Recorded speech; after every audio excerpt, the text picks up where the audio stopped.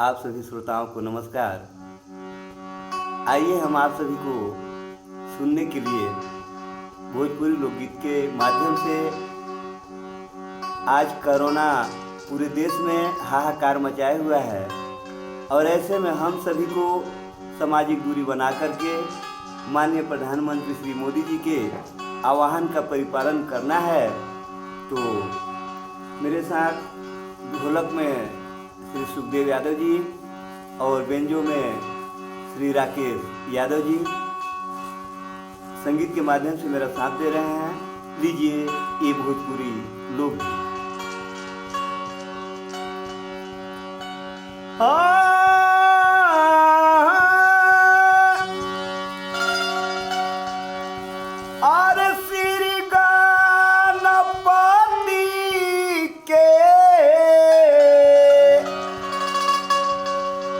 चरण के शरण गही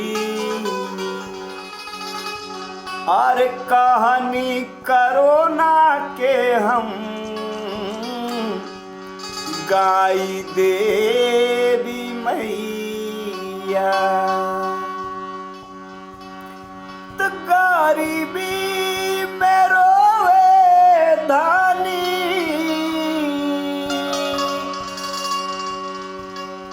गरीबी में रोवे धानी अछतिया में हानि हानि और बचवन के भूख ना सहाय देवी मैया। बचवन के भूख ना सहाय देवी मैया।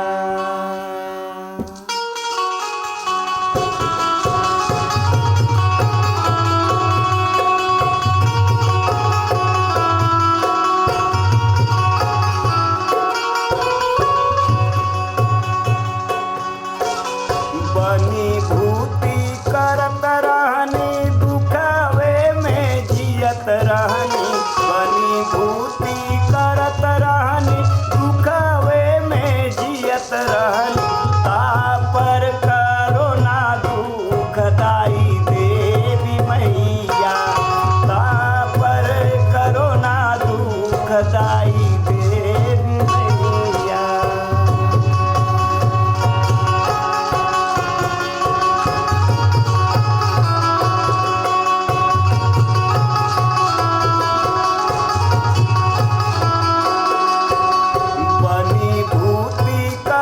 रहनी दुखवे में जियत रहनी।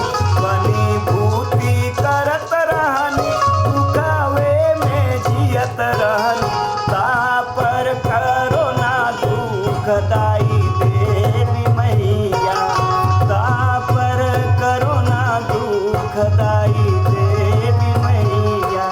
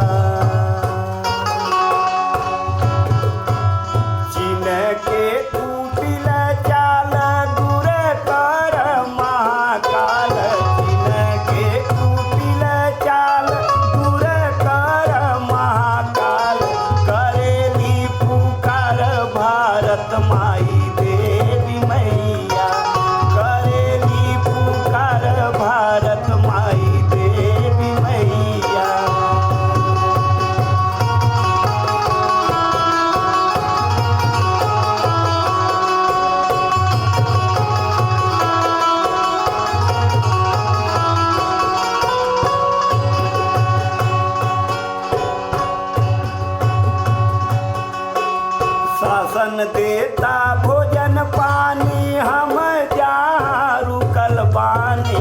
शासन देता भोजन पानी, शासन देता भोजन पानी हम जहाँ रुकल बानी। बाट ताट दाना बहिन भाई देवी मैया, बाट ताट दाना भाई बहिन देवी मैया।